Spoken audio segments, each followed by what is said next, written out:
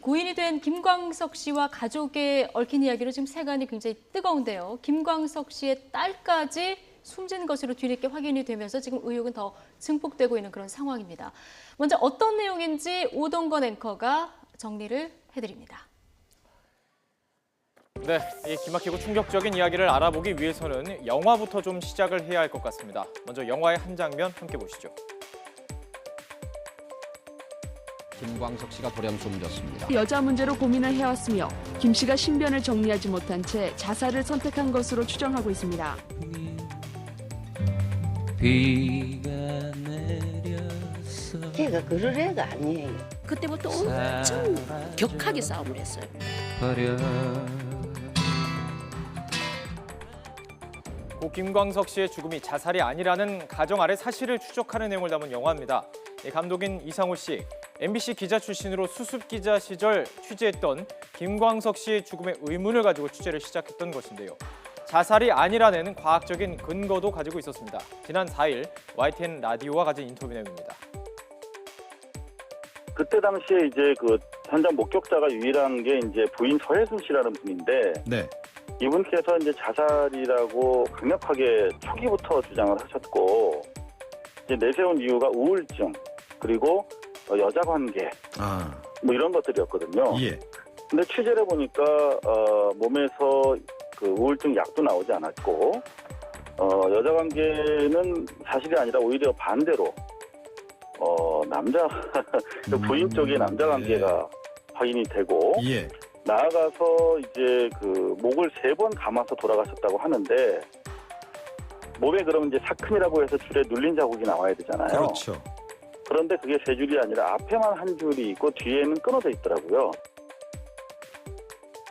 법의학적으로 이 목의 사큰이 앞에만 있는 것은 뒤에서 누군가 목을 졸랐을 때 생기는 것이라고 이상호 씨는 주장을 하고 있습니다. 또 김광석 씨가 자살한 그날, 이 아내에게 이혼을 통보한 다음 날이었으며 아내 서 씨와 관련된 여러 가지 충격적인 정황들이 있다고 주장하고 있습니다. 네. 이를테면 김광석 씨 만나기 전에 이미 결혼 사실이 있었고, 아이가 있었는데 아이를 낳아서 죽였다, 뭐 이런 내용들. 그런가 하면은 김광석 씨 사망 직전에 이제 그 부인께서 다른 남자분과의 어떤 그런 것이 있었고, 그것 때문에 김광석 씨가 이혼을 하기로 그 전날 통보한 상황이었다. 네. 이혼 통보한 날 새벽에 그렇게 된 거죠. 당시에 더구나 그 현장에 전과 13범의 강력범죄를 저지른 그 서혜순 씨 오빠가 현장에 있었는데 그 부분도 간거가 됐다. 이런 내용들이 이제 새롭게 밝혀진 거죠. 그런데요, 이 몇 주 전까지 영화 홍보를 위해서 인터넷 팟캐스트에 출연한 이상호 씨. 김광석 씨의 유일한 딸인 서연 양의 행방이 묘연하다면서 아빠의 음악 저작권을 물려받은 이유로 이 딸도 위험에 처한 것 아니냐, 이런 우려를 드러냈었습니다. 그것도 들어보시죠. 발달장애라든가 금치산자라고 신문 기사도 나고 일부 뭐 대중문화 전문지에 논문도 게재가 됐더라고요. 근데 저희가 취재 과정에서 확인해 보니까 대한민국 법원에서는 금치산자 선고를 내린 적이 없어요. 네, 그렇다고. 그래서 저희가 봤을 때는 현재 우리 서연이의 안위를 걱정하시는 분들이 참 많단 말이에요. 네. 네, 이런 이유로 이상호 씨 측은 서연 양의 신변에 이상이 있는 것이 아닌가 우려해 왔는데요. 불과 일주일 만에 서연 양이 숨진 것으로 확인이 된 것입니다. 경기 용인 동부경찰서는 서연 양이 17살이던 지난 2007년 12월 23일 폐질환으로 숨졌다라고 밝혔는데요. 어떻게 된 일일까요? 그때만 해도 저희는 사실 어느 정신병동 정도에 감금된 걸로 판단을 했어요. 그런 취지의 진술들을 많이 확보했었거든요. 가까운 사람들한테 그렇게 둘러댔으니까. 그래서 저희가 이제 궁여지책으로 그저께 경찰서에 간 거죠. 실종 신고라도 내서 저희 판단으로 봤을 때 강제적으로 입원, 즉 감금돼 있는 상태라고 판단한 거죠. 근데 이제 그 과정에서 용인 동부경찰서에서 감금 안 됐는데요? 이렇게 얘기하더라고요. 당연하죠. 사망했으니까. 저희 정말 놀랐습니다. 자, 이 김광석 씨의 타살 의혹이나 아내와 관련된 많은 의혹은 아직 일방적인 주장일 뿐입니다. 하지만 딸 서연 양이 10년 전에 숨진 것은 경찰에서 확인한 사실이 분명합니다. 김정아 앵커와 패널들이 이 서연 양의 죽음과 관련된 의혹들 관련해서 계속 이야기 나눠보겠습니다. 네, 지금 오동건 앵커가 각종 의혹들을 지금 정리를 해줬는데요. 주장과 팩트 사이에서 일단 팩트부터 좀 얘기를 해보자면 고 김광석 씨의 딸 지금 살아있다면 27살인데 10년 전 17살 나이에 이미 숨을 거뒀다. 이게 최근에 확인이 된 거잖아요. 그러니까 최근까지 나왔던 얘기는 서해순 씨를 통해서 뭐 해외에 살고 있다, 잘 있다, 뭐 이렇게 얘기가 나왔더더라. 여기까지만 예. 얘기가 나왔었어요. 그런데 이상호 기자가 얘기했던 것처럼 뭔가 어디에 감금돼 있다라는 설도 있었고, 예. 뭐 이미 사망했다는 설이 있었는데, 그래서 이제 그걸 확인하기 위해서 이제 이상호 기자하고 유가족들이 이제 용인경찰서를 찾아갑니다. 그래서 예. 실종 신고를 내려고 하는데 실종 그 신고라는 건 유가족이 실종 신고를 내려고 그렇죠. 찾아갔는데 실종 신고를 내면 이제 실종 신고를 받아주는데 예. 문제는 사망한 사람은 실종 신고를 안 받아줄 거죠, 당연히. 네. 확인해 보니까 말씀하셨던 것처럼 2007년 12월 23일 날 딸 서연 씨가 17살의 나이로 사망했다는 게 확인이 된 거예요. 예. 이제 경찰에서 나온 얘기들을 종합을 해보면 그 전부터 병원에 많이 다니고 있었고요. 그 감기와 관련해서 그러니까 폐렴 증세로 이제 사망을 했다. 그런데 이제 그 사망한 과정에서 그래도 좀 미심쩍은 부분이 있을 수 있으니까 부검을 실시를 했는데 특별히 뭐 거의 독극물이 발견됐다라거나 타살을 했다라고 볼 만한 증거가 없다라고 해서 결국 그냥 그렇게 사망으로 처리가 됐다라고 합니다. 예. 근데 이제 우리가 하나 여기서 이제 좀 주목해 볼 부분이 뭐냐면 2007년도의 의수를 생각해 보시면 불과 10년 전입니다. 예. 감기에 걸리고 폐렴에 걸렸다고 아이가 사망을 하는 게 그렇게 쉽진 않아요. 그러니까 이게 뭔가 완벽한 방치가 이루어지지 않았으면 예. 아이가 이렇게 사망을 했을 것인가에 대해서 의구심을 드러내는 부분들이 있고, 그래서 이 사망과 관련해서 그때 무슨 일이 있었는지 정확하게 확인을 해야 된다. 거기 또 재산적인 문제까지 껴있기 때문에 네.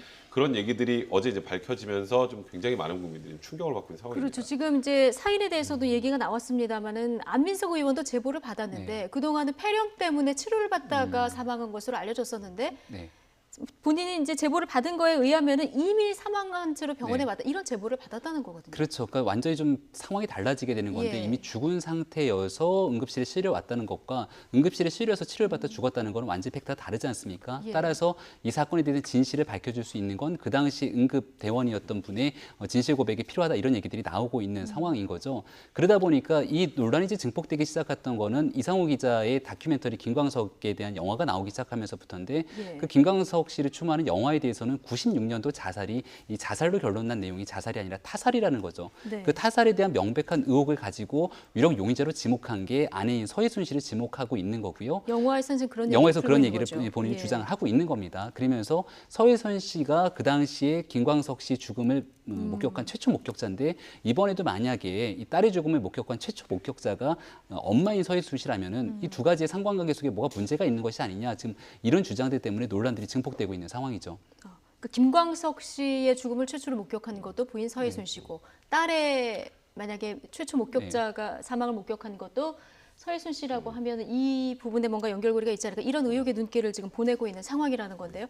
어쨌든 간에 가장 궁금한 건 엄마가 딸이 죽었는데 왜 이거를 친지들이나 밖에 알리지 않았을까? 이 부분이 굉장히 궁금하거든요. 저도 그게 가장 상식적으로 이해가 되지 않는데요. 예. 이제 그 당시에 이런 일이 있었어요. 그러니까 김광석 씨가 사망하기 전에, 그러니까 공연을 하거나 공연하면 영상이 나오죠. 예. 그 영상을 나중에 이제 유포하고 배포할 수 있는 권리, 아니면 그 위에 음반을 만들 수 있는 권리, 이런 건 이제 저작 인조권이라고 하는데 네. 이거를 본인의 아버지에게 양도를 했습니다. 아버지에게. 예, 살아 있을 때 네. 양도를 했는데 이제 김광석 씨가 사망하고 나서 이제 딸 서연 씨도 이제 상속을 받는 과정에서 네. 이제 이 저작 인조권 가지고 이제 소송이 진행이 됐었어요. 그래서 이제 어떻게 합의가 됐냐면 예. 이제 할아버지가 살아있는 동안에는 같이 행사를 하고 나중에 이제 서연 씨가 다 받는 걸로 이제 그렇게 내부적으로 합의가 됐는데 네. 그리고 그 과정에서 소송이 진행이 돼서 나중에 다른 소송이 또 진행이 돼서 이 아버지가 사망을 하게 된 거예요. 사망한 상태에서 그러면 이 저작 인조권 그 권리가 꽤 컸던 게 뭐냐면 김광석 씨 뭐 아시겠지만 워낙 인기 있었던 가수고 그렇죠. 그 이후에도 예. 또 그 이후에 이 부인 서혜순 씨를 통해서 또 추모 앨범 비슷한 게 또 나왔단 말이에요. 예. 이제 그거를 아버지하고 이제 협의를 하지 않았다고 해서 소송이 됐던 거였는데 네. 그 소송의 상대방은 엄밀하게 말하면 이 친아버지, 아니 그러니까 친할아버지 입장에서 소송의 상대방은 이 서혜순 씨가 아니라 딸 서연 씨입니다. 그러니까 서연 씨가 그 저작 인조권을 갖고 있는 걸로 예. 돼 있으니까. 근데 물론 대리를 서혜순 씨가 하는 거죠. 예. 근데 소송 당사자가 중간에 사망을 해버리면 굉장히 좀 복잡한 문제가 생길 수 있어요. 이제 뭐 일단 법적으로만 놓으면 일단 상속인은 그 딸이 죽으면 상속인은 엄마가 됩니다. 네. 아빠가 없는 상황에서는 그럼 엄마가 소송을 계속 이어받는 수계 신청을 하면 되는데 그때 딸의 죽음에 관련된 게 이슈화가 되면 이 소송 자체가 힘들다고 판단했을 수 있어요. 그래서 그러니까 지금은 일단 저작 인정권이 딸에서 지금 서희순 씨한테 그러니까 지금은 모든 게 서희순 씨한테 있는 거예요. 넘어가 있는 상황이고. 단 하나도 빼지 않고 서희순 씨가 다 있고 좀 안타까운 건 김광석 씨의 어머니 같은 경우는 지금 예. 굉장히 어렵게 사는 걸로 알려져 있거든요. 아, 근데 그렇습니까? 서희순 씨가 지금 확보하고 있는 뭐 그동안의 재산이나 저작권에 관련된 걸 추정을 해보면 100억대 정도가 돼요. 네. 그런 상황에서 지금 김광석 씨의 부모님들과 가족들은 굉장히 어렵게 살 수밖에 없는 굉장히 아이러니한 상황까지 연출이 되다 보니까 이 딸 서연 씨의 죽음도 그 소송 과정에서의 뭔가 불편함을 위해서 이거는 뭐 완전하게 추정입니다. 지금 현재 나오는 얘기가 방치를 해서 사망한 게 아니냐라는 의혹들이 나오고 있는 겁니다. 그런 의혹들이 나오고 있고 이 문제를 처음 제기한 이제 이상호 기자, 아까 말씀하신 영화 김광석의 감독이기도 한데 네. 오늘 그 서현양 타살 의혹 사건 재수사해달라 이렇게 뭐 고발장을 제출하기도 했습니다. 네, 맞습니다. 그리고 나서 이제 인터넷에서도 김광석법을 개정해서 사실 이제 미제 사건에 대한 이러한 사건을 공소시효가 지나더라도 재수사할 수 있도록 해야 된다라고 하는 네티즌들의 그런 주장들도 본물치게 쏟아지고 있는 상황이고요.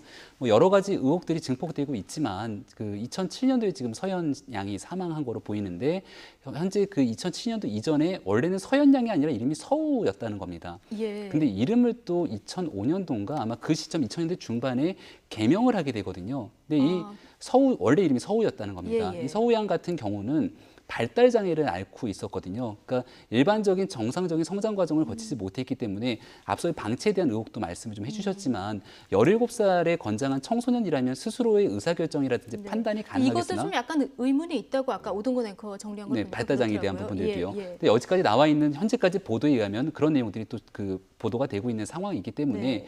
여기에 대해서 이제 의혹이 꼬리에 꼬리를 무는 상황인 거고요. 가장 결정적으로 그렇다라면 김광석이라고 하는 영화 다큐멘터리 영화에서는 결정적인 살해에 대한 용의자로서 서희순 씨를 지목하게 되는 건데 여기에 대해서 제가 만약 서희순 씨라면은 나와서 내가 살인자가 전혀 아닌 거잖아요. 본인 그렇죠. 굉장한 현재까지는 명예훼손이 되는 이거는 거죠. 자살로 판정이 난 건데 그렇게 누군가가 나를 지목한다면 이건 명예훼손으로 소송을 거거나 예. 분명한 문제 제기가 있어야 되는데 현재까지 연락 두절 상태라는 게 굉장히 의구심을 자아내고 있는 예. 겁니다. 게다가 일각에서는 뭐 미국의 부동산을 구입해서 미국으로 지금 도미할 생각이다 이런 얘기까지 전해지고 있는 터라 네. 이 문제의 의혹을 좀 잠재우기 위해서 사건의 진실을 밝히기 위해서는 결국 서희순 씨가 대중 앞에 나서는 수밖에 없지 않냐 이런 여론들이 있는 거죠. 지금 오늘 말씀하신 출국 금지 것처럼 축구 기자회견도 했는데 지금 뭐 사실 출국 금지를 할 수 있는 뭐 법적 근거가 좀 없는 상황이기 때문에 예. 왜냐하면 2007년 당시에 이 서연이 사망과 관련해서 제가 말씀드렸던 것처럼 부검까지 진행이 돼서 그 당시에 타살 혐의가 없다라고 결정된 상황을 놓고 지금 그 사건을 기초로 해서 출국 금지를 거는 거는 지금 수사기관 입장에서 바라보면 이게 진실 규명을 원하는 국민들과 수사기관에서 지금 사건을 처리하는 거는 분명히 좀 다를 수밖에 없거든요. 그래서 현실적으로 불가능한데 말씀하셨던 것처럼 이 지금 서희순 씨가 만약에 지금 이 얘기가 다 사실이 아니라면 이건 그냥 단순한 명예훼손 수준이 아니에요. 서희순 씨 입장은 거의 그렇죠. 인격살인 수준이죠. 자기가 남편을 죽이고 본인이 일단 딸을 지금 뭐 방치해서 죽이고 그리고 재산을 다 가로챘다. 이 얘기잖아요. 가만히 있을 수 있는 이거는 상황은 가만히 아니라는 있을 수 거죠. 있는 수준의 상황이 아니에요. 그럼 당연히 대중의 앞에 뭐 나타낼 그걸 넘어서서 뭐 이상호 기자를 예를 들어서 뭐 명예훼손으로 고소를 한다거나 손해배상소송을 제기한다거나 김광석이라는 영화 뭐 상영금지 가처분을 신청한다거나 할 수 있는 게 많은데 아무것도 안 해요. 네. 이제 그러면 대중들은 이거 사실이어서 못하는 거 아니야? 라고 받아들일 수밖에 없어요. 그렇기 때문에 좀 말씀하셨던 것처럼 이게 어쨌건 지금 이상호 기자와 지금 취재 결과로 나오는 일방적인 얘기들이 주로 많지 네. 않습니까? 그러니까 이게 팩트가 아니라면 서혜순 씨가 반드시 움직여야지 이거 가만히 있으시면 안 될 상황인 것 같고 예. 이게 가만히 있으면 원래 우리가 숨으면 범인이라는 소리 많이 하잖아요. 그러니까 이게 이거는 국민들한테는 앞으로, 사실상 예. 이게 사실로밖에 받아들일 수 없다는 것 좀 말씀드릴 것 같습니다. 뭔가 이제 지금 오리무중인데 나와서 다른 입장을 이제 밝히게 네. 될지 이거는 우리가 이제 앞으로 지켜봐야 될 그런 상황인 거고요. 저도 1996년에 김광석 씨 사망설을 제가 뉴스를 하다가 그때 저도 새내기였었는데 그때 전하면서 저도 굉장히 노래를 좋아했기 때문에 충격적이었다 생각을 했거든요. 그때 사인은 이제 목을매에서 자살한 것으로 이렇게 알려졌었단 말이죠. 그런데 지금 이상호 기자가 아까 얘기해 주셨지만 영화에서는 지금 타살설을 제기하고 있는 그런 상황이고 네. 99% 확신한다. 이렇게 이상호 기자는 얘기를 하고 있는 그런 상황이에요. 여러 가지 정황 증거들이 얘기하고 있는 건데 거기에 이제 기존의 범죄 경력을 갖고 있는 오빠가 존재하고 있다는 사실을 간과했다는 거고 사망한 거를 발견했으면 바로 신고를 해야 되는데 한 조금 텀이 있었다는 거예요. 예. 그 텀의 기간 동안 뭐라도 하려고 했던 노력이 있었다라는 거로도 볼 수 있는 거지만 사건을 은폐하기 위해서였다라고도 추정하는 사람들이 있는 거고 또 목에 대해서 이제 감겨져 있었던 그 전선 줄이 있었던 건데 이것도 이제 3번이 감겨 있었다고 얘기를 하고 있지만 네. 실제 흔적이 있었던 건 한 번의 흔적밖에 없었고 목 전체가 아니라 앞쪽에만 있었기 때문에 이 앞쪽에 흔적이 있는 건 누군가가 뒤에서 죽이기 위해서 뒤에서 전선을 감았다는 얘기 아니겠습니까? 네. 이런 총체적인 정황 증거들을 얘기를 하고 있는 상황이지만 이게 즉 당시에도 경찰 수사는 분명히 존재를 했었을 거고 경찰 조사 결과에서는 이거는 자살로 결론을 지은 상황이거든요. 근데 그럼에도 불구하고 여전히 의구심들이 지워지지 않는 거는 자살하기 위해서 뭔가 자살에 대한 동기나 이유가 있어야 되는데 김광석 씨가 평소에 우울증을 앓았다라고 보기도 굉장히 어렵고 예. 자살하기 직전이라고 볼 수 있는 시점에 다음번에 음반 계약에 대한 얘기를 논의하게 되고 또 팬클럽에 대한 미팅까지 나가는 여러 가지 정황 증거들이 사실상 이게 김광석의 자살을 보기는 어렵지 않느냐라고 하는 대중의 의혹들이 커지게 만드는 상황인 것 같습니다. 예. 그런데 지금 서현양 재수사도 그렇고요. 이 타살설도 제기가 된 상황에서 이게 재수사가 가능할까?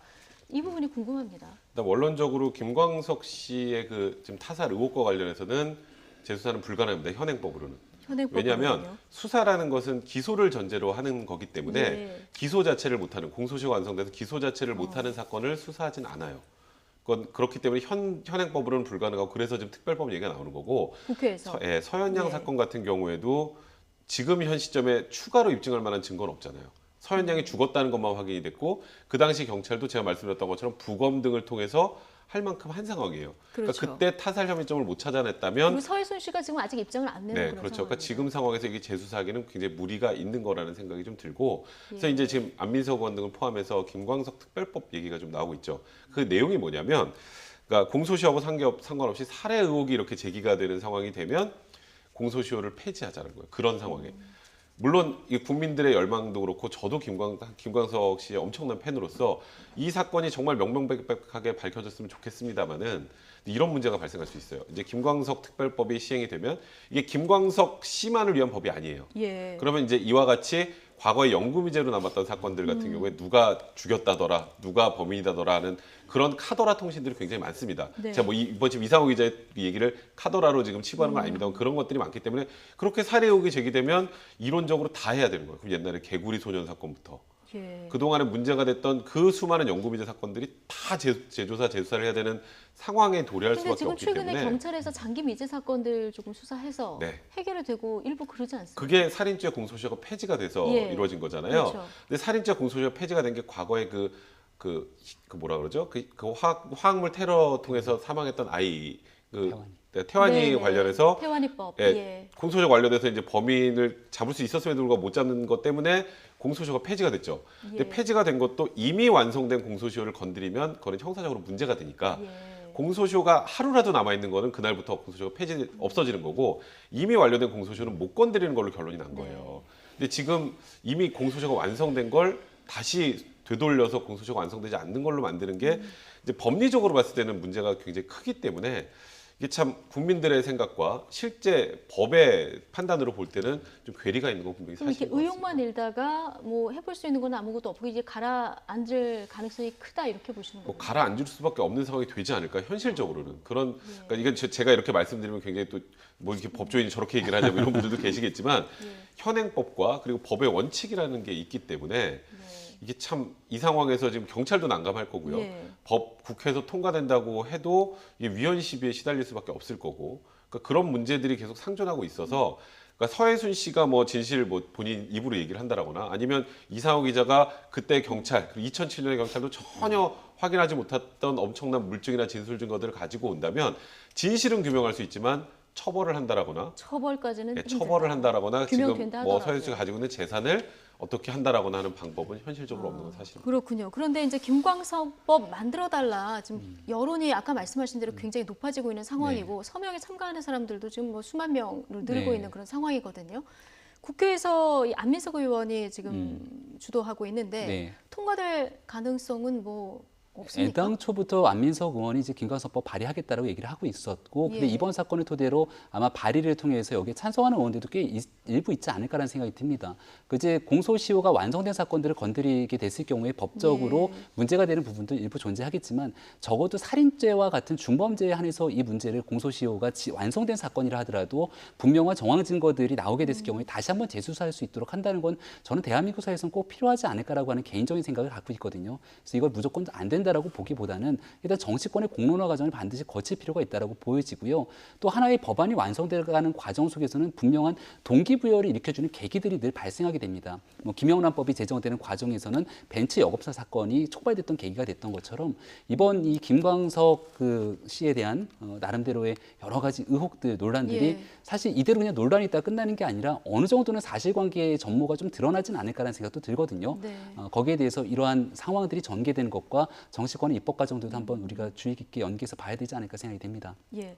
뭐 입증하거나 뭐 국회에서 통과 어렵긴 하지만 여러 가지 현실적인 방안들을 좀 마련할 수 있는 것을 찾아보자, 이런 얘기 해주셨는데, 아무튼 팬들 입장에서는 김광석 씨의 이 노래를 라이브로 들을 수 없다는 것, 이것은 좀 시간이 지나도 계속 아쉬움으로 남는 그 부분인 것 같습니다. 두 분 얘기는 오늘 여기까지 듣겠습니다. 백성문 변호사 그리고 김병민 경희대 교수와 함께했습니다. 고맙습니다.